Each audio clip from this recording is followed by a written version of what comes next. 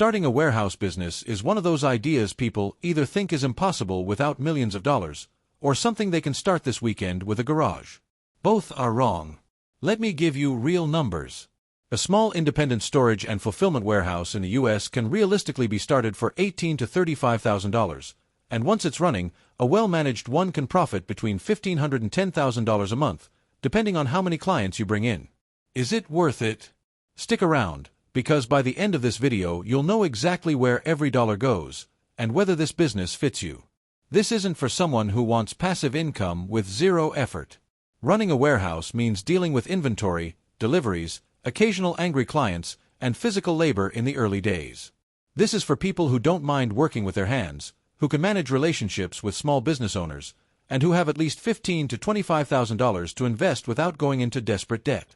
If you're looking for something you can run from your phone at a coffee shop, this isn't it. If you're comfortable being hands-on for the first year, keep watching.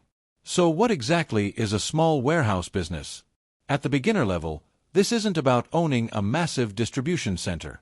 It's about leasing a small commercial space, usually between 1,000 and 3,000 square feet, and offering storage, inventory management, and basic order fulfillment services to local e-commerce sellers, small retailers, and businesses that don't have their own space. You make money by charging monthly storage fees per pallet or per square foot, plus per order fulfillment fees when you pick, pack, and ship products on their behalf. Some operators also offer overflow storage for people moving or downsizing.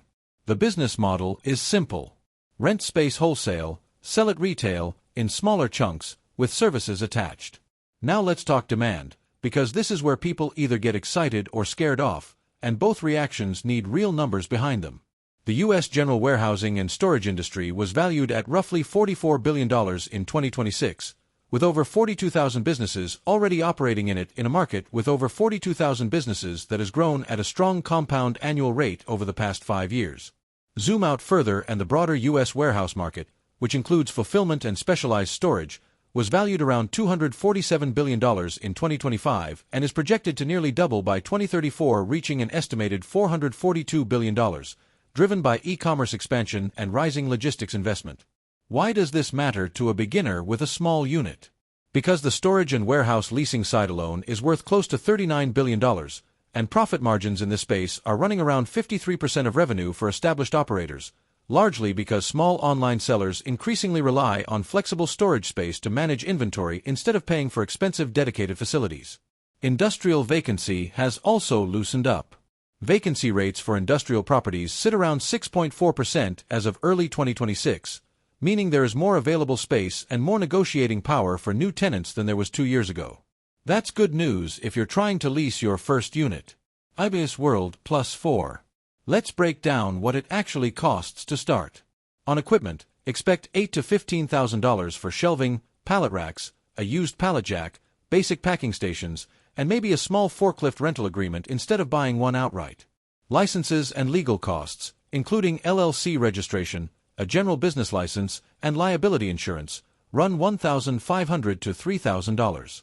Since this is a service business and not retail, there's minimal raw material cost, but budget $1,000 to $2,000 for packing supplies like boxes, tape, and labels. Space costs are the big one.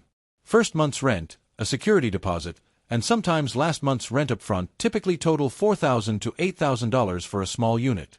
Website and inventory management software setup, which you do need even at small scale, runs $1,500 to $3,000. Marketing to land your first clients costs $1,000 to $2,500. And miscellaneous expenses, covering utility setup, signage, and extra insurance riders, add another $1,000 to $2,000. Add it all up and your minimum viable investment lands between $18,000 and $35,000. Here's where that money actually goes in practice. The equipment is what lets you store goods safely and efficiently. Poor racking means damaged inventory and lost clients fast. The legal and insurance piece protects you, because if a client's inventory gets damaged or stolen and you're uninsured, one bad incident can end the business. The space itself is your biggest recurring cost and the one place where negotiating a longer lease usually gets you a lower rate. Software matters more than people expect, because clients want to log in and see their inventory levels in real time, not call you and ask. Marketing in the beginning is entirely about local visibility, because your first 10 clients will likely come from direct outreach, not ads. Monthly operating costs after launch typically run $5,000 to $9,000.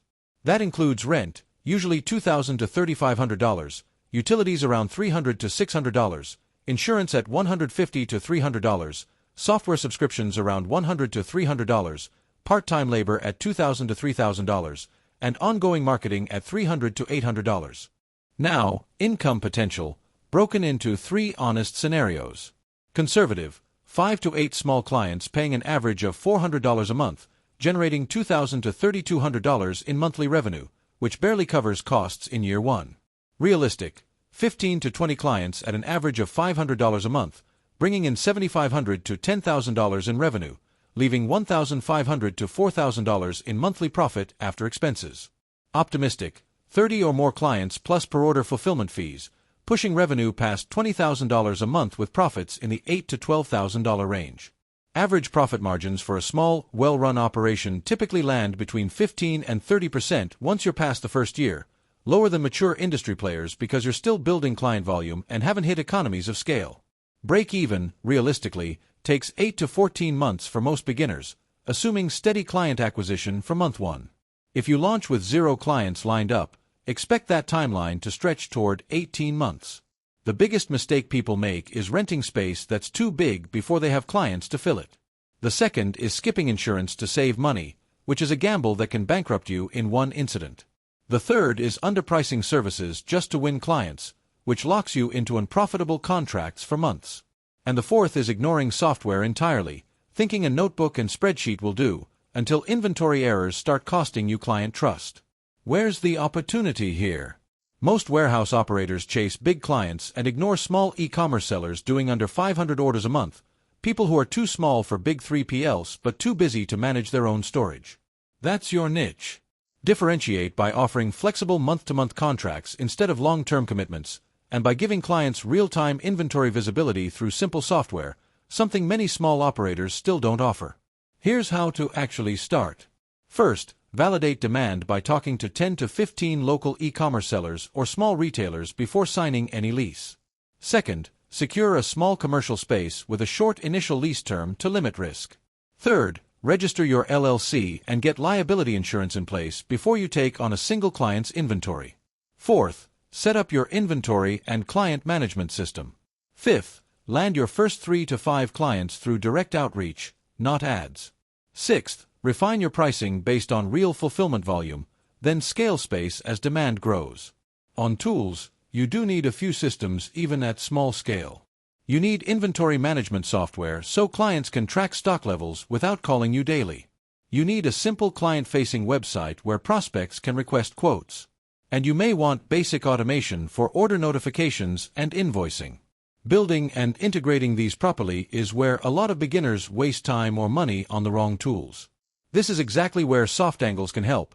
They specialize in building websites, CRMs, and inventory or booking systems for small operators like this, and you can book a free consultation and estimate through the link in the description.